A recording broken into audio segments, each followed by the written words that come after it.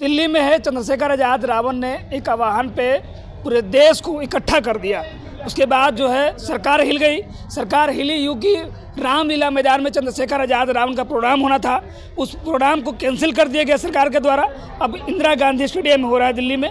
देखिए हमारे साथ में हमने बहुत सारे लोगों का तस्वीर हमने दिखाया, बहुत सारे लोगों से बातचीत किया, लेकिन इस बीच में महिला आई हुई हैं। खास करके चंद्रशेखर आज़ाद रावण कहते हैं कि हम महिलाओं के लिए, खास करके हमारी बहन बेटी की जब भी आबरू लूटी जाएगी सबसे पहले चंद्रशेखर आज़ाद रावण खड़े होंगे। क्या लगता है? बिल्कुल, हमारे भैया शुरू से लेकर अभी तक बिल्कुल हमारे साथ कंधे से कंधा मिलाकर खड़े रहते हैं। जहाँ भी बात हमारे बहुजनों की आती है जी, भैया सुख चैन सब कुछ छोड़कर हमारे लिए सड़कों पे संघर्ष करते, शुरू से संघर्ष करते आए हैं। वो संघर्ष करते, सड़कों पे संघर्ष करते, कितनी बार रोका जाता है, कितनी बार हमारे साथियों के साथ मारपीट की जाती है, लाठी चार्ज किया जाता है। अभी जो पहले हमारे आंदोलन हुए थे कितने हमारे साथी मारे भी गए सरकार के द्वारा। मैं अपनी ही कहूंगी, मैं खुद अपनी बोलूंगी।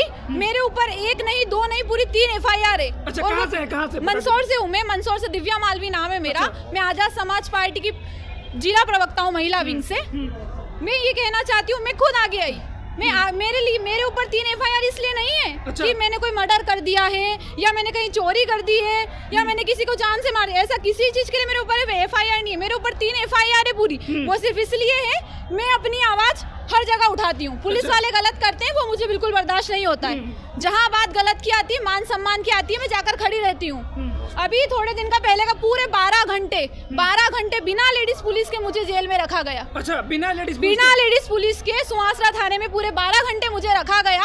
और उन्हें पता था कि ये लड़की हार नहीं मानेगी, बाहर निकल के कहीं ना कहीं हमारे ऊपर जरूर कुछ करेगी, ये हमारे ऊपर कार्रवाई करेगी बाहर जाकर, या हम खतरे में आ सकते। तो उन्होंने अपने बचाव के लिए मेरे ऊपर FIR कर दी। और जैसा कि आप सभी को पता है, बीजेपी सरकार में होता क्या है, आवाज उठाने के लिए अगर आप आगे आओगे, वो ये नहीं देखेंगे कि आपके साथ गलत हुआ है या कितना गलत हो रहा है हमारी महिलाओं के साथ। आप बताइए, क्या हमारे भैया सरकार में बेटी बचाओ बेटी पढ़ाओ ये नारे हैं? ये सिर्फ नारे, नाम के नारे हैं उनके। देखिए ना, ये ढांचा जो बना रखा है ना उनने, बेटी पढ़ाओ बेटी।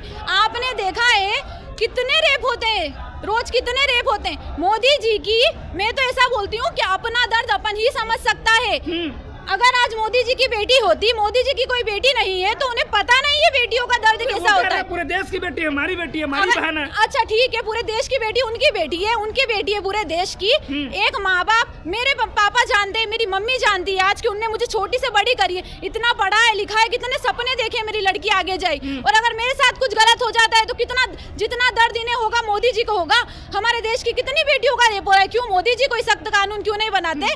मोदी जी को तो सिर्फ ये दिखता है राम राज राम राज राम। रोज बलात्कार हो रहे हैं, हमारी छोटी छोटी 2-2 साल की बेटियों को नहीं छोड़ते। मोदी जी नींद निकाल रहे हैं। आज उनकी बेटी के साथ कोई रेप करके मार जाता तो क्या मोदी जी ऐसे ही खड़े खड़े देखते हाथ में? मैं तो बोलती हूँ सरकार में एक भी इंसान ऐसा नहीं है जो बेटियों की रक्षा के लिए, ये जो सिर्फ नारा बना रखा है उनने, सभी चूड़ियां पहनकर बैठे हैं सरकार में। अगर चूड़ियां नहीं होती उनके हाथ में तो शायद आज हमारी बेटी को रेप करने से पहले 100 बार सोचते लोग। अरे ऐसे जानवर को बीच चौराहे पे फांसी लगानी चाहिए मेरी नजर में। या तुमसे नहीं हो रहा, मैं तो मोदी जी से कहूंगी आपके माध्यम से, मोदी जी अपनी कुर्सी छोड़ दो, हाथों में चूड़ियां पहनो। मैं तो मेरी साड़ी भेज देती हूं आप चूड़ी पहनने के लिए। हाँ बिल्कुल कह रही हूँ सामने, हाँ बिल्कुल कह रही हूँ, क्योंकि अगर प्रधानमंत्री को कह रही हूँ, क्योंकि आपके राज्य में बेटियां सुरक्षित नहीं है। बताइए ना कौन सी बेटी? मैं खुद बाहर जाने से पहले 100 बार सोचती हूँ कि कहीं मेरे साथ ऐसा ना हो जाए, मैं बाहर अकेली पड़ती हूँ। मेरे मम्मी पापा को वही चिंता है कि हमारी बेटी के साथ कुछ हो जाएगा। बिल्कुल सेफ नहीं है लड़की, आप खुद देखो। सेफ नहीं है, ये बिहार या पूरे प्रदेश की, ये भारत की, पूरे भारत की बेटी सुरक्षित नहीं है। जैसे कि आपने देखा डॉक्टर का रेप होकर उसे मर्डर किया गया, उसी दौरान हमारी एक बहन का रेप करके उसके प्राइवेट पार्ट में कितने चाकू घोंपे गए। कौन सा सरकार आगे आई जी? कौन से मुजफ्फरपुर में जो हमारी बहन के साथ इतना गंदा सुलूक किया गया जानवरों की तरह? बताइए ना मुझे, कौन से बीजेपी का नेता आगे खड़ा है यहाँ पे, या कौन सा बीजेपी का नेता उसके घर गया मिलने?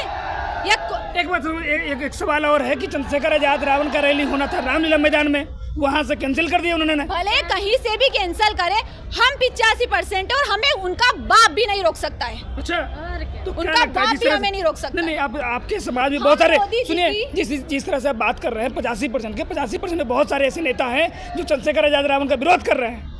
विरोध कर रहे हैं। विरोध करेंगे ना। लंका में अगर विभीषण नहीं होता तो क्या लंका जलती क्या? नहीं जलती। बताइए ना। हमारे ही लोग, शर्म आती है मुझे उन पर, थूकती हूँ मैं उन पर। हमारे ही लोग सरकार में बैठे बैठे उनको फैसला सुनाती है सरकार हमारे बहुजनों के खिलाफ, और वो तालियां बजाते हैं बैठे बैठे। चिराग पासवान है, मांझी जी हैं। चूड़ियां पहन लो, इससे अच्छा ना तुमसे बहन बेटियां संभली जा रही है हमारे देश की, ना अर्थव्यवस्था सही है। ले देकर तुम्हें सिर्फ राम का नारा, हिंदू मुस्लिम हिंदू मुस्लिम हिंदू मुस्लिम, बस इसके अलावा कुछ नहीं सोचता है।